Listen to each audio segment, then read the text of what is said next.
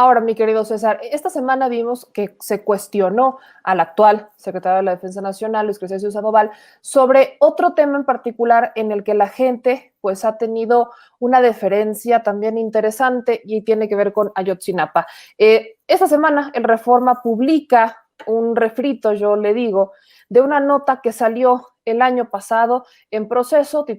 Esa nota fue realizada por Álvaro Delgado, en la que hablan sobre que en Enrique Peña Nieto, ¿no? La Fiscalía de Enrique Peña Nieto, la PGR, en ese entonces, protegió a los militares por el caso Ayotzinapa, y esa es la verdad histórica, ¿no? Que la verdad histórica lo que en realidad significa es que la PGR protege la complicidad o la participación de los militares con la verdad histórica. Y hay muchas personas que, por supuesto, estamos buscando la verdad detrás de esto, y se sabía la participación de algunos militares. Ahí está, incluso también hemos hablado en este espacio del capitán Crespo. Pero mi querido César, yo te voy a preguntar completamente de frente. Ya habíamos dicho que no, hasta este momento no tenemos ningún conocimiento de que exista alguna carpeta de investigación directamente en contra de Salvador Cienfuegos Cepeda. Esta semana, cuando se lo preguntan a Luis Crescencio Sandoval, él responde que este tipo de delitos ellos no los investigan porque no es una agencia investigadora, que existen carpetas de investigación y que se deslindarán responsabilidades, que ellos han participado, y esto no coincide un poco con la versión que dan los padres, en donde dicen que les gustaría que la Sedena participara más. Vemos que hay posiciones contrarias, ¿no? Los familiares, los abogados de los familiares de los 43 insisten en que la Sedena no participa como debería, que falta que dé otro empujón, mientras que la Sedena dice, cada que nos requieren algo, nosotros participamos. ¿Existe todavía ese velo por proteger a los militares, aunque pudieran haber cometido estos crímenes? Mira, lo que pasa es que yo creo que luego la gente está mal informada o desconoce, y quisiera ser un poquito claro. Tenemos que recordar que apenas hasta este sexenio, los militares de forma legal tienen participación dentro de lo que es la seguridad pública del Estado, con la creación de la Guardia Nacional. Y ese decreto, en que cual se le da entrada para que tenga vigencia la Guardia Nacional, autoriza que las Fuerzas Armadas, entonces sí, puedan trabajar de forma directa como coadyuvantes, y mencionan cuáles son las funciones que puedan realizar. Cuando pasan los desafortunados hechos de la desaparición de los estudiantes de Ayotzinapa, las fuerzas militares, única y exclusivamente las Fuerzas Armadas, podían ser coadyuvantes de las autoridades competentes. Única y exclusivamente. ¿Qué significa? No podían hacer detenciones, no podían realizar investigaciones, y nada más tenían que apoyar a las autoridades, que son las encargadas de hacer cumplir la seguridad pública y las leyes y reglamentos que emanan de la Constitución. Y aquí lo que tiene que quedar muy claro es, ¿pudo haber habido algunas omisiones por parte del personal militar? Sí, por supuesto. Tan es así que ha quedado demostrado. Lo que no puedo yo entender o no puedo creer, o a lo mejor no han sido claros para explicarlo, es cuando la policía municipal de un municipio le solicitaba a la Secretaría de la Defensa Nacional que los apoyaran porque iban a hacer detenciones, se supone que a quien tendría que apoyar era el personal militar, a la policía municipal o estatal o federal que le solicitara su apoyo.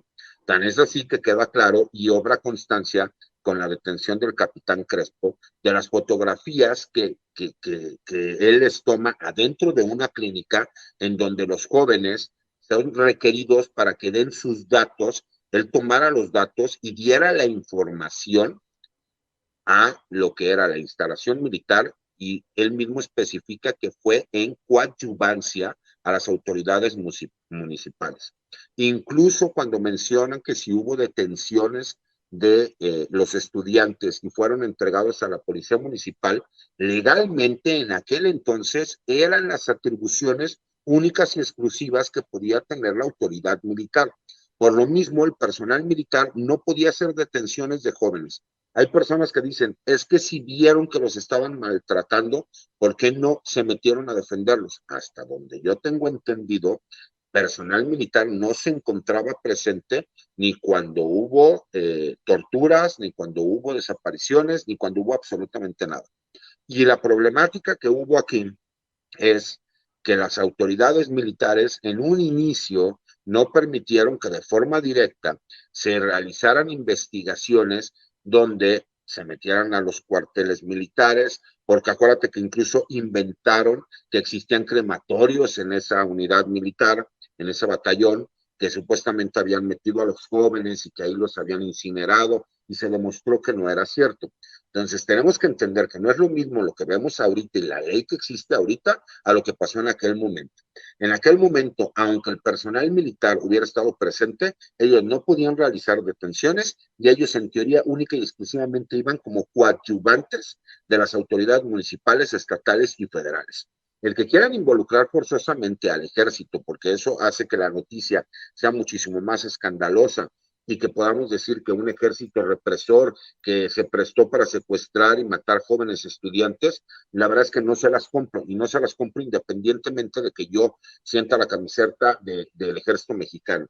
Es porque jurídicamente no tenían las facultades el personal militar en aquel entonces, en esa fecha en específico, y única y exclusivamente iban como coadyuvantes de la autoridad que sí tenía las facultades legales. Porque hay que recordar algo, meme, que a la gente se le olvida.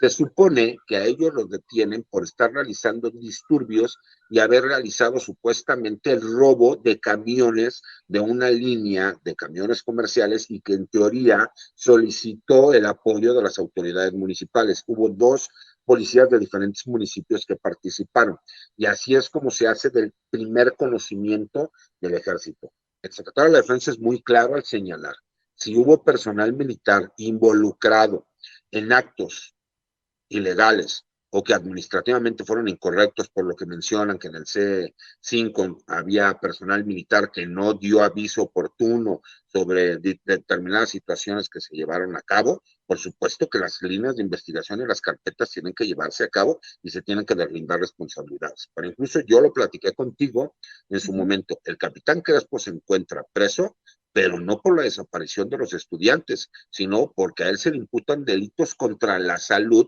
porque esos famosos narcotraficantes que traían una libreta y que supuestamente tenían nombres anotados, que una de las versiones es que eran personas que les estorbaban y querían realizar un atentado contra ellos, y otra versión que utilizan es decir que supuestamente recibían sobornos, por eso es por lo que a él lo vincularon a proceso, para que la gente ubique y que sepa exactamente cuáles eran los tiempos en que sucedieron los hechos y cuáles eran las capacidades jurídicas de cada institución.